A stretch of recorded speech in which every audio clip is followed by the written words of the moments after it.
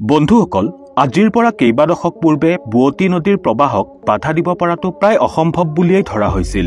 কিন্তু আমাৰ আজিৰ প্ৰজন্মই অসম্ভৱ বুলি ধৰা এই কাৰ্যক আচল জীৱনত বৃহৎ বৃহৎ নদী বান্ধৰ জৰিয়তে সম্ভৱ কৰি তুলিছে। এই বান্ধবোৰৰ সহায়ত আমি মানুহবোৰে প্ৰবল সোঁতৰ নদীবোৰকো সেও মানিবলৈ বাধ্য কৰাইছো।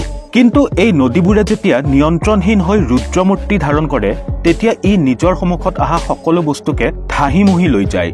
লাগিলে সেয়া অত্যন্ত মজবুত নদী বান্ধেই নহওক কিয়। আৰু সেই একেই শংকা বান্ধটোৰ আশে পাশে থকা অঞ্চলবোৰত সকলো সময়তেই দেখা দি থাকে। কাৰণ এই বান্ধ যদি কিবা কাৰণত ভাঙি যায়, তেনেহলে ই নিজৰ আশে পাশে থকা সকলো বস্তুৰ চিন চাবেই নোহোৱা কৰি পেলাব।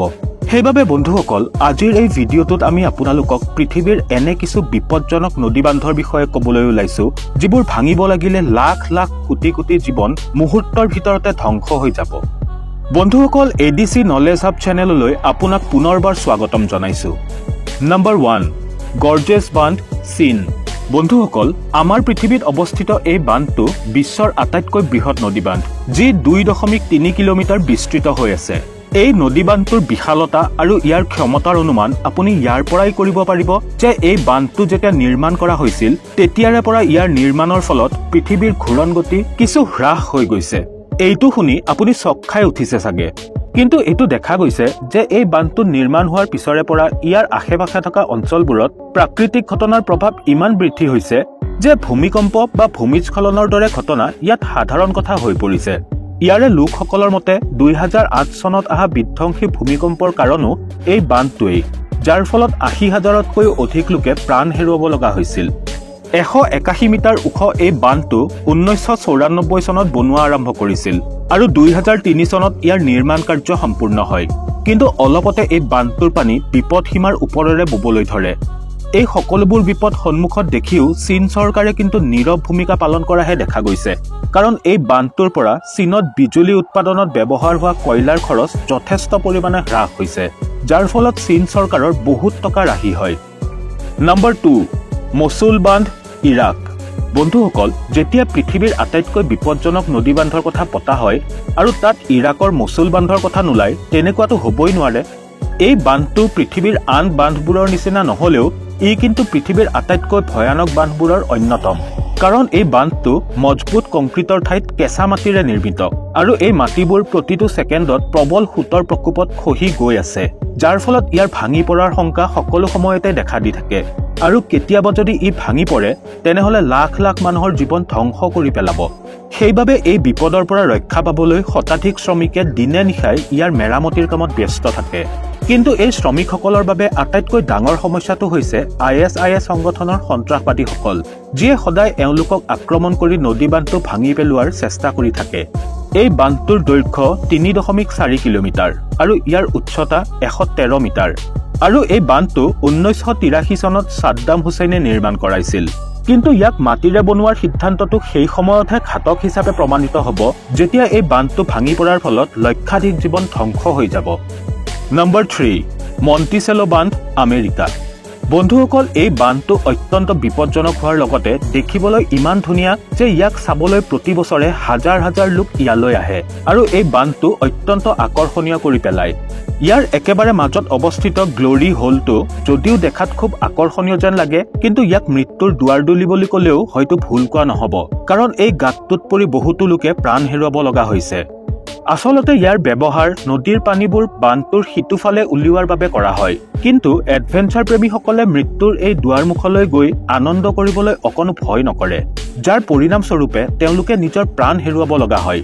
কাৰণ এই গাঁতটোৰ ভিতৰত বিজুলী উৎপাদনৰ বাবে অত্যন্ত শক্তিশালী টাৰ্বাইন লগোৱা আছে, যিয়ে ইয়াতে আহি পৰা যিকোনো জীৱক মুহূৰ্ততে কাটি টুকুৰা টুকুৰ কৰি পেলায়।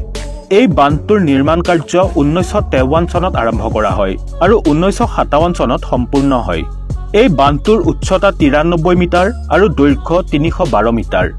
এই বান্ধটোৰ ক্ষমতাৰ অনুমান আপুনি ইয়াৰ পৰাই কৰিব পাৰিব যে ই প্ৰতি বছৰে 5,68,00,000 কিলোৱাটতকৈও অধিক বিজুলী উৎপাদন কৰিব পাৰে। নম্বৰ 4, গৰ্ডন বান্ধ, অষ্ট্ৰেলিয়া। বন্ধুসকল, অষ্ট্ৰেলিয়াত অৱস্থিত এই বান্ধটো গৰ্ডন নদীৰ ওপৰত নিৰ্মাণ কৰা হৈছে, যি অকলেই গৰ্ডন নদীৰ 1,23,00,000 মেগালিটাৰ পানী বাধা দি ৰাখিছে। ই একেবাৰে ক্ষীণ, দেখিলে এনেকুৱা লাগে যে ক্ষীণ বেৰ এখনেহে নদীৰ পানীবোৰ বাধা দি ৰাখিছে। কিন্তু ক্ষীণ হোৱা সত্ত্বেও এই বান্ধটো অত্যন্ত মজবুত বুলি ধৰা হয়।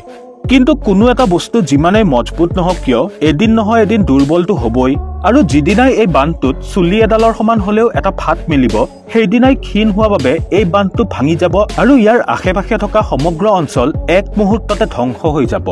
140 মিটাৰ ওখ আৰু 198 মিটাৰ দীঘল এই অদ্ভুত নদী বান্ধটোৰ নিৰ্মাণ 1964 চনত আৰম্ভ কৰা হৈছিল আৰু 1978 চনত নিৰ্মাণ সম্পূৰ্ণ হয়। নম্বৰ 5, তেহৰী বান্ধ, ভাৰত। আমাৰ ভাৰতৰ উত্তৰাখণ্ডত অৱস্থিত এই নদী বান্ধটো সমগ্ৰ বিশ্বৰ নহলেও ভাৰতৰ আটাইতকৈ বিপদজনক নদী বান্ধ বুলি কোৱা হয়। ইয়াৰ অনুমান আপুনি এই কথাৰ পৰাও কৰিব পাৰে যে ই যি অঞ্চলত অৱস্থিত তাত ভূমিকম্পৰ দৰে ঘটনা অতি সাধাৰণ কথা, যাৰ বাবে ইয়াৰ ভাঙি পৰাৰ আশংকা সকলো সময়তে দেখা দি থাকে। এই নদী বান্ধটো 1978 চনত ভাগীৰথী নদীৰ ওপৰত নিৰ্মাণ কৰা হৈছিল আৰু 2006 চনত ইয়াৰ নিৰ্মাণ কাৰ্য সম্পূৰ্ণ হয়। 575 মিটাৰ দীঘল আৰু 260 মিটাৰ ওখ এই বান্ধটোৰ ক্ষমতা ইমানেই বেছি যে ই নিজৰ শক্তিৰ বলত 2,61,000 একৰত বিস্তৃত পানী বাধা দি ৰাখিব পাৰে আৰু সেইবাবেই ই ভাৰতৰ আটাইতকৈ দীঘল নদী বান্ধ।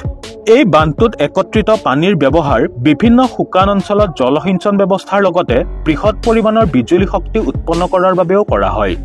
এই বান্ধটোৰ পৰা যদিও যথেষ্ট লাভ হয়, কিন্তু ই যদি কেতিয়াবা ভয়ংকৰ ভূমিকম্পত ভাঙি পৰে তেনেহলে ইয়াৰ আশে-পাশে থকা অঞ্চলসমূহ খুব বেয়াকৈ বানপানীৰ কবলত পৰিব আৰু লাখ লাখ মানুহে নিজৰ প্ৰাণ হেৰুৱাব লগা হ'ব।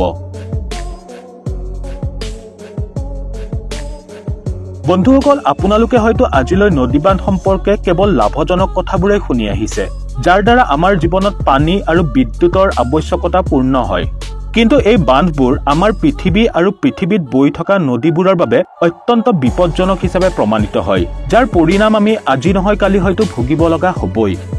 তেনেহলে বন্ধুসকল, আজিৰ এই ভিডিঅ'টো চাই আপোনালোকে কেনে পালে?